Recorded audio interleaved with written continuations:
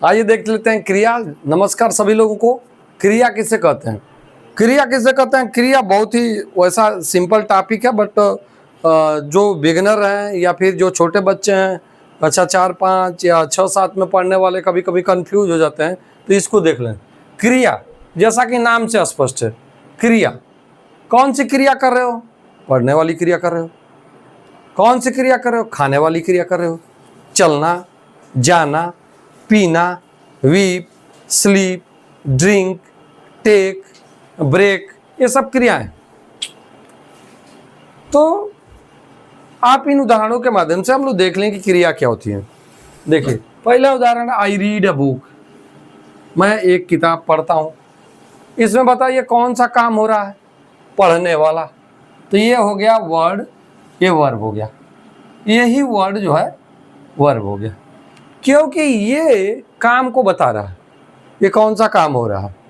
I read a book, मैं एक किताब पढ़ता हूं। कौन किताब पढ़ता है? मैं। तो मैं क्या हो गया? सब्जेक्ट। क्या पढ़ता है? बुक। बुक हो गया ऑब्जेक्ट। हाँ, क्या पढ़ता है? बुक पढ़ता है। अब पढ़ना क्या हो गया? क्रिया हो गई। पढ़ने वाली ही ना काम हो रहा है वो इसमें सेंटेंस में, तो रीड क्या होगी? क्रिया होगी। इस उदाहरण को देखिए, they are going to market, वे बाजार जा रहे हैं। कहाँ जा रहे हैं? बाजार जा रहे हैं। तो कौन सा काम हो रहा है? गोइंग, जाने वाला काम हो रहा है। तो गोइंग वर्ब क्या, वर्ड क्या हो गया? क्रिया हो गया। ये क्रिया हो गया, गोइंग क्रिया हो गया। वैसे आर भी, इसमें आर गोइंग दोनों क्रिया है, लेकिन हम गोइंग को बता रहे हैं, हम मेन वर्ब को बता रहे हैं। मेन वर्ब जो मुख्य क्रिया होती है, इसमें आर क्या है? हेल्पिंग वर्ब है। इस क्रिया को ये हेल्प कर रहा है, बस उसका टेंस निर्धारित करने में कि किस टेंस में ये सेंटेंस है, या क्रिया किस टेंस में हो रही है, प्रेजेंट टेंस में हो रही है या पास्ट या फ्यूचर में। तो यही तो हेल्पिंग वर्ब का काम है। ठीक है, गोइंग। मोहन वीप्स, मोहन रोता है, रोने वाला काम हो रहा है, तो वीप क्या हो गया? ये हो गया यहां पर वर्ब।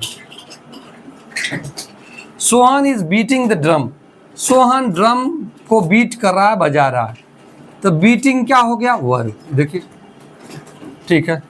एक और उदाहरण लेते हैं। ही, नाउ टेक एन एग्जाम्पल। एक उदाहरण और लेते हैं। He is a teacher, he is a teacher. अब इसमें देखिए, दे वर काउच, वे गायें थी। He is a teacher. अब इसमें देखिए, वो एक अध्यापक है। क्या इस सेंटेंस में कोई क्रिया नहीं है? Is there no verb in this sentence?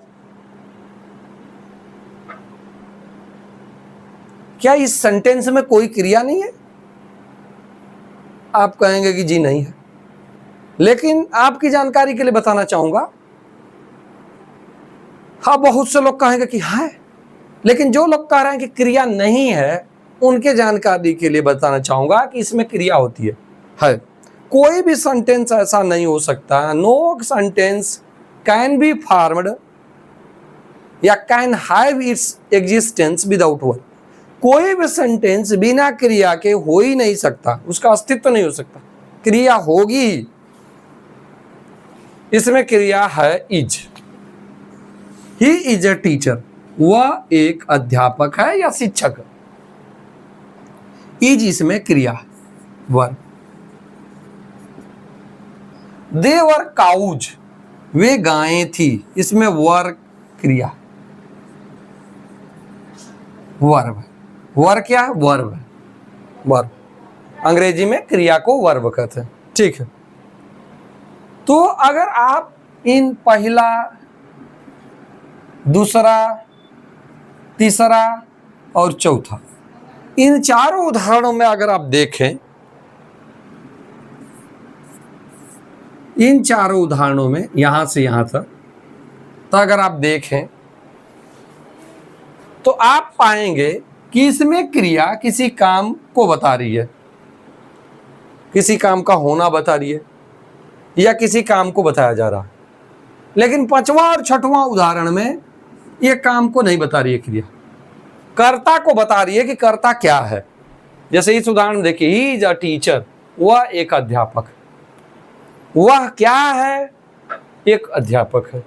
इस वाले में देखिए, दे वर काउज, वे क्या हैं? गाय हैं। देखिए, तो यहां पर क्रियाएं, ये दोनों क्रियाएं इज और वर, ये दोनों क्रियाएं आप देखिए क्या बता रही हैं। ये किसी कर्ता क्या है उसको बता रही हैं। जबकि इस चार उदाहरण में अगर उदाहरण देखें, पहला उदाहरण, आई रीड ए बुक, मैं किताब पढ़ता हूं, काम को बता रही है। इसमें क्रिया काम को बता रही है कि कोई काम हो रहा है। पहले उदाहरण में रीडिंग वाला काम हो रहा है, दूसरे में they are going to market, बाजार जा रहे हैं, बाजार जाने वाला काम हो रहा है, यानी जाने वाला काम हो रहा है, ये तो ये क्रिया होगी।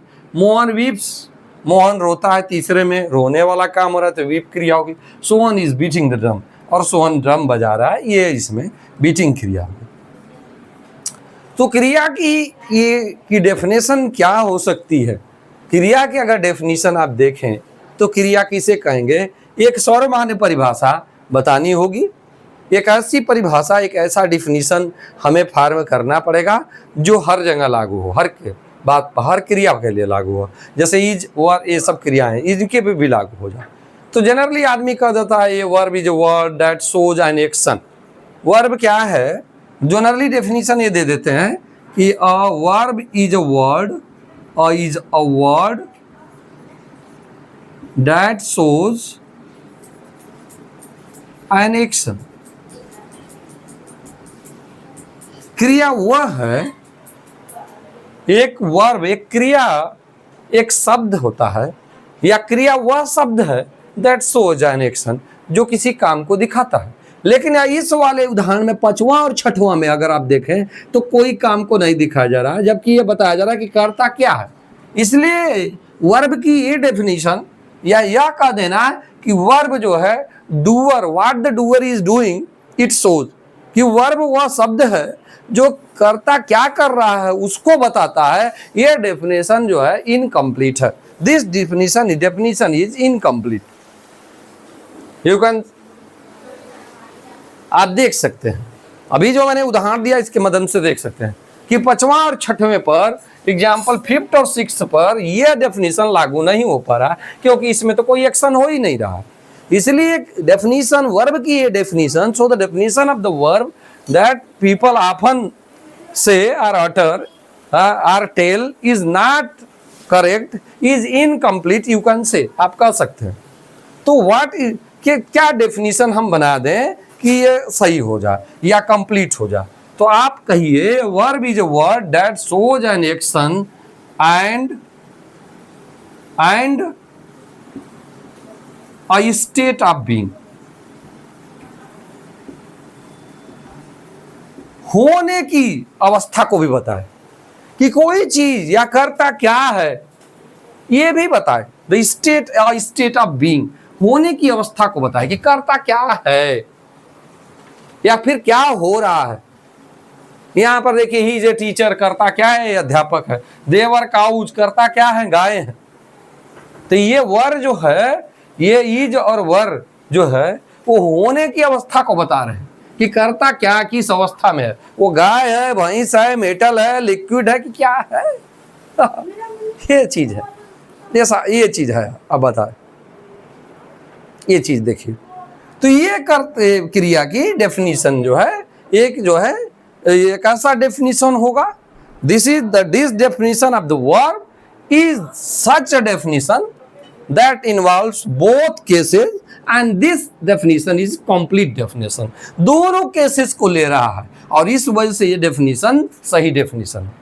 तो हम कह सकते हैं, we can say that a verb is a word that shows an action and a state of being, कि उस क्रिया वह शब्द होते हैं जो कि एक्शन को दिखाते हैं, यानी action or activity, you can say action or activity, किसी गतिविधि को दिखाते हैं या फिर काम को दिखाती हैं। क्रिया वे शब्द होते हैं जो किसी काम को या किसी गतिविधि को दिखाते हैं, और द स्टेट ऑफ बीइंग, होने की अवस्था को भी बताते हैं कि कोई चीज क्या है, किस अवस्था में है। बस अब क्रिया के संबंध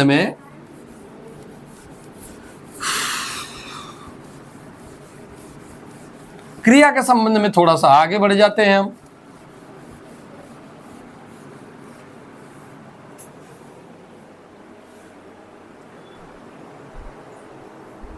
क्रिया के संबंध में देखिए तो दो हमने बात किया। एक तो हमने दिखाया डूइंग वर्ब्स, और दूसरा हमने दिखाया कि ऐसे वर्ब्स जो स्टेट ऑफ बीइंग को प्रकट कर रहे हैं, कि कोई होने की दशा को प्रकट कर रहे हैं।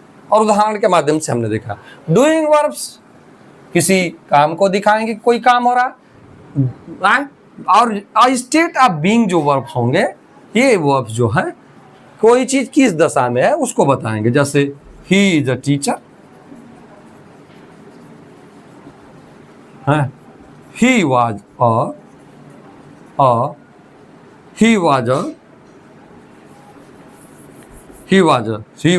क्या बना सकते हैं?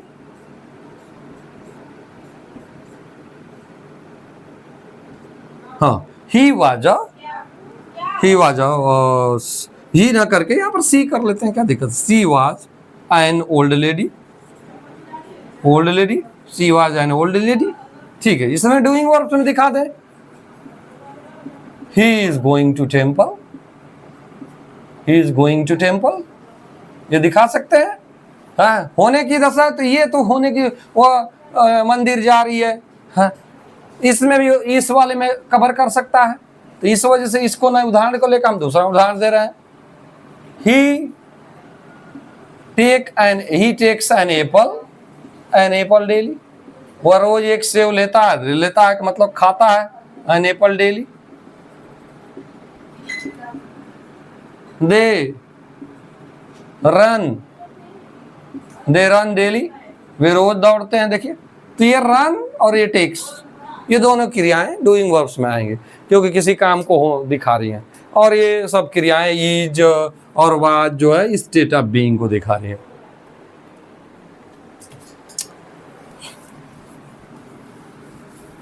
अब क्रियाएं जो होती हैं, क्रियाएं अगर देखें तो दो प्रकार की क्रियाएं अगर देखें तो एक तो मेन वर्ब होगी, जिसे हम मुख्य क्रिया कहते हैं।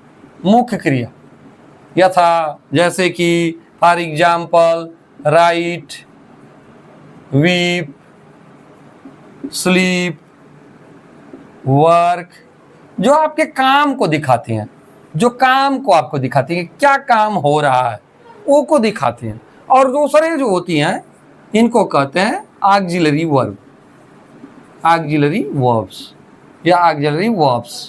वर्ब्स में ले लें, क्योंकि एक से अधिक एग्जाम्पल हम दे रहे हैं।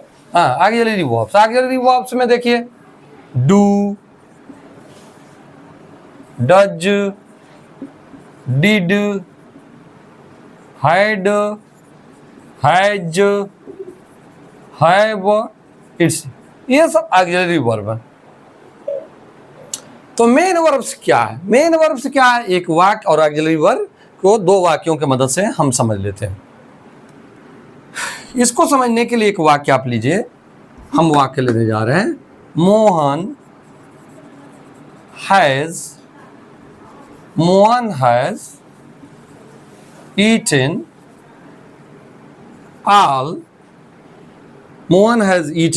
all the food। मोहन ने जो भोजन था सारा भोजन खा गया। Mohan has eaten all the food. अब इसमें देखिए जो क्रिया हो रही है तो ईटन हो रही है, तो ये ईटन यानी कि ये जो है ईटन शब्द जो है ये ईट से बना है। ईट, एट, ईटन ऐसे वर्ब चलता है। Eat, ate, eaten. चूंकि काम कंप्लीट हो गया है, पार्टिसिपल है, पास्ट पार्टिसिपल, तो थर्ड फॉर्म लगेगा। काम कंप्लीट हो गया है, तो ये Mohan has eaten all the food, Mohan सारा भोजन खा गया है। ये इस वाक्य का मतलब है। या मोहन ने सारा भोजन जो है क्या किया है, हजम कर गया भोजन, यानी कि ढकेल लिया अपने पेट में। कुल मिला के खा गया। Mohan has eaten all the food. अब मोहन कौन सा काम कर रहा है, मुख्य क्रिया कौन सी है, खाने की क्रिया, तो ये हो गया मेन वर्ब। मेन वर्ब, हाँ मेन वर्ब शो करते हैं एक्टिविटी और एक्शन को शो करते हैं। मेन वर्ब शोज एक्टिविटी और एक्शन, ये क्रिया को, काम को या गतिविधि को शो करते हैं मेन वर्ब। इसलिए इस सेंटेंस में मेन वर्ब जो है here eaten is main verb, यही काम को शो कर रहा है कि मोहन कौन सा काम कर चुका है या कर लिया है, वो है खाने वाला काम। और जो इसके साथ ये क्रिया, ये भी क्या है, क्रिया है, ये भी वर्ब है, लेकिन ये कौन सा वर्ब है, ये है ऑक्सिलरी वर्ब। ऑक्सिलरी वर्ब जिसे हम सहायक क्रिया कहते हैं, या इसको हम यहाँ पर हेल्पिंग वर्ब भी कह सकते हैं। हेल्पिंग वर्ब एकदम नाम से स्पष्ट हो गया, सहायक क्रिया, ऑक्सिलरी वर्ब या हेल्पिंग वर्ब। तो यहाँ पर ऑक्सिलरी वर्ब्स को आप हेल्पिंग वर्ब्स भी कह सकते हो, हेल्पिंग वर्ब। हाँ, अब ये आपने देखा कि इस सेंटेंस में Mohan has eaten all the food, has जो हेल्पिंग वर्ब्स है, हैज भी क्रिया है, लेकिन ये हेल्पिंग वर्ब है, ये मुख्य क्रिया नहीं है, ये किसी काम को या किसी गतिविधि को नहीं दिखा रही है। ईटन जो वर्ड है यही मेन वर्ब है, ये किसी काम या एक्शन को दिखा रहा है, और वो है खाने वाला काम। हेल्पिंग वर्ब यहाँ पर आई है, हेल्पिंग वर्ब हैज का प्रयोग किया गया है। और ये वर्ब हेल्पिंग वर्ब क्यों है, क्योंकि इस सेंटेंस को, यह सेंटेंस किस टेंस में है, ये इसको निर्धारित कर रहा है, फिक्स कर रहा है। It is fixing the tense of the sentence, so the word has is used here as helping verb. इसलिए ये वर्ड हैज का प्रयोग यहाँ पर हेल्पिंग वर्ब या सहायक क्रिया के रूप में या ऑक्सिलरी वर्ब के रूप में हुआ है। क्योंकि ये अगर ये वर्ब, अगर इसको हम बदल दें, ये अभी इसका क्या मतलब है, Mohan has eaten all the food, Mohan ने सारा भोजन खा लिया है या मोहन सारा भोजन खा चुका है। लेकिन अगर हम इसको हैड कर दें तो ये हो जाएगा Mohan had eaten all the food, Mohan सारा खाना खा चुका था। तो देखिए एक चुका था, जैसे अभी इसका अर्थ हो जाएगा चुका था, खाना खा चुका था, और जैसे हैज हम लगाएंगे यहाँ तो इसका मतलब हो जाएगा खाना खा चुका है, सभी सारा खाना खा चुका है। अब दोनों में फर्क है, क्या फर्क है, ये सेंटेंस जो है अभी जो हैज के से जो सेंटेंस बना ये प्रेजेंट टेंस में है, जबकि अगर हैड यहाँ लगा देंगे तो ये पास्ट टेंस में है। जो हैड और हैज दोनों क्या है, ये दोनों जो है यहाँ पर सहायक क्रिया के रूप में यूज हो रहे हैं, क्योंकि ये सेंटेंस के टेंस को निर्धारित कर रहे हैं। They are fixing the tense of the sentence, so auxiliary verb और the helping verb only fixes the, they only fix the tense of the sentence. You can say, you are being asked, आप पूछे, you can be asked or someone may ask from you, कोई आपसे पूछे what are helping verbs or the auxiliary verb, सहायक क्रिया नाम है वे क्रियाएं जो मुख्य क्रिया के साथ लगकर, हाँ मुख्य क्रिया के साथ यूज होती हैं, सहायक क्रिया कहलाती है। The verbs that are used with the main verb, देखिए मेन वर्ब के साथ यूज हुई हैं, मेन वर्ब के साथ यूज हुए हैं, ये वर्ब्स ऐसे हैं, इनको सहायक क्रिया होते हैं। इनका काम क्या है, they only fixes the tense of the sentence, they only fix the tense of the sentence, वो सेंटेंस के, हाँ क्या, सेंटेंस के टेंस को निर्धारित करते हैं। चलिए ऑक्सिलरी वर्ब और मेन वर्ब को समझने के लिए लेट्स टेक अनदर एग्जांपल। आइए दूसरा एग्जांपल एक लेते हैं। बहुत अच्छा यहाँ पर हम लोग देख रहे हैं, और अब मैं समझ रहा हूँ कि ये आपके लिए बहुत फ्रूटफुल होगा। हाँ छोटे जो 6, 7, 8 के बच्चे हैं उनके लिए, और भी लोगों के लिए, अगर वो इसमें फ़र्क नहीं जान पाए हैं तो इसको देखें जरा। दे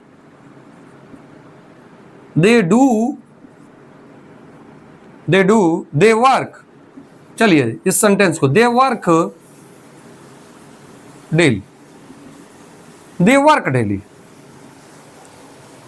वे काम करते हैं, वे रोज काम करते हैं, वे रोज काम करते हैं। इस सेंटेंस का ये मतलब हो गया, वे रोज काम करते हैं, वे रोज काम करते हैं। ये तो सेंटेंस हो गया जिसमें हम मेन वर्ब को दिखा रहे हैं, ये एक्शन हो गया। ठीक है, एक ऐसा सेंटेंस ले रहे हैं जिसमें हम दोनों को पा जाए, हेल्पिंग वर्ब और जो है मेन वर्ब को। दे आर वर्किंग डेली, वे रोजाना काम कर रहे हैं। They are working daily, this is the sentence that we expected here, जिसका हमने अभी कामना की थी। तो दे आर वर्किंग डेली, वे काम कर रहे हैं। अब इसमें देखिए वर्किंग जो एक्शन हो रहा है काम करने का, ये वर्ब है। कौन सा वर्ब है? मेन वर्ब है। मेन वर्ब क्या कर रहा है? एक्शन को दिखाता है। वे काम कर रहे हैं, काम ही, ये जो शब्द है काम करना, ये जो शब्द है यही मेन वर्ब है कि मेन वर्ब एक्शन को और एक्टिविटी को दिखाता है। दूसरा आर भी क्या है? आर वर्ब है। आर वर्ब है, ये आर वर्ब है। और आर वर्ब है तो कौन सा वर्ब है? ये हेल्पिंग वर्ब है। हेल्पिंग वर्ब है, सहायक क्रिया है। देखिए क्यों? क्योंकि यह मुख्य क्रिया के साथ जुड़ के, ये मेन वर्ब है, मेन वर्ब के पहले आकर या मेन वर्ब के साथ प्रयोग इसका हो रहा है और यह जो है वाक्य के टेंस को निर्धारित कर रहा है। दे आर वर्किंग डेली, इसका मतलब है वे रोज काम कर रहे हैं। वे रोज काम कर रहे हैं। वे रोज काम कर रहे हैं। देखिए दे आर वर्किंग डेली, इसी सेंटेंस को हम अब ये लिखने जा रहे हैं, they were working daily. They were working daily. जरा इस सेंटेंस को यहां देखिए, हमने इस हेल्पिंग वर्ब को बदल दिया। हमने यहां पर आर लिया तो इसका सेंटेंस का मतलब था वे रोज काम कर रहे हैं, अर्थात यह सेंटेंस है, जिस सेंटेंस में है लग गया ना हिंदी के, वो प्रेजेंट टेंस में होगा। देखिए प्रेजेंट टेंस में, यानी कि ये जो हेल्पिंग वर्ब है यह सेंटेंस के टेंस को निर्धारित कर दिया। वे काम कर रहे हैं यानी कि प्रेजेंट टेंस में कर बता दिया। तो हेल्पिंग वर्ब का काम ही है टेंस के सेंटेंस के टेंस को फिक्स करना या निर्धारित करना। तो ये प्रेजेंट टेंस में हो गया। देखिए दे वर वर्किंग डेली, वे रोज काम कर रहे थे। अब देखिए जैसे ही हेल्पिंग वर्ब हमने यहां पर इस सेंटेंस में वर को यूज किया, यह सेंटेंस का टेंस बदल गया। जबकि मेन वर्ब मैंने वही रखा। मेन वर्ब काम करना, दे वर वर्किंग डेली, वे रोज काम कर रहे थे, काम करना को मैंने वही रखा। देखिए, और ये वर को मैंने इसके आर के स्थान पर वर लगा दिया। तो वर जो है जैसे ही वर लगा, इस सेंटेंस का मतलब ये हो गया वे रोज काम कर रहे थे। और ये वर्ब ने कमाल कर दिया। ये हेल्पिंग वर्ब यहाँ क्यों हेल्पिंग वर्ब है? इसने क्या कर दिया? इस सेंटेंस के टेंस को फिक्स कर दिया। और ये फिक्स करके क्या किया? फिक्स किया पास्ट टेंस में फिक्स कर दिया। ये हेल्पिंग वर्ब ही सेंटेंस के टेंस को फिक्स करते हैं कि वो पास्ट टेंस में है, कि फ्यूचर में है, कि प्रेजेंट में। तो हेल्पिंग वर्ब का काम है ना, हाँ हेल्पिंग वर्ब का काम है सेंटेंस के टेंस को कह सकते हैं या सेंटेंस के टेंस को, काल को, सेंटेंस किस काल में है, प्रेजेंट में है, फ्यूचर में है या पास्ट में है। और प्रेजेंट, पास्ट और फ्यूचर में भी इंडेफिनिट में है, कंटिन्यूअस में है, परफेक्ट में है या परफेक्ट कंटिन्यूअस में है, उसको भी ये फिक्स कर देता है। हाँ, इसके लिए कुछ नियम्स हैं, उन्हें जानना चाहिए। चलिए, तो वर्ब के कितने प्रकार हमने देखे? वर्ब के अभी हमने जो प्रकार देखे वो हमने देखे दो प्रकार, मेन वर्ब और helping verb. Main verb action या एक्टिविटी को शो करता है, इट शोज एन एक्शन और activity, while helping verbs are auxiliary verbs fix the auxiliary verb fix the tense of the sentence. जबकि सहायक क्रिया जो होती है या ऑक्सिलरी वर्ब्स या हेल्पिंग वर्ब जो है सेंटेंस के टेंस को फिक्स करते हैं कि वो सेंटेंस किस टेंस में है। अभी आपने देखा, ठीक है। अगले वीडियो में फिर मिलेंगे, तब तक के लिए जय हिंद, जय भारत। वीडियो लंबी हो जाएगी, sorry for the inconvenience. 24 minute हो गए।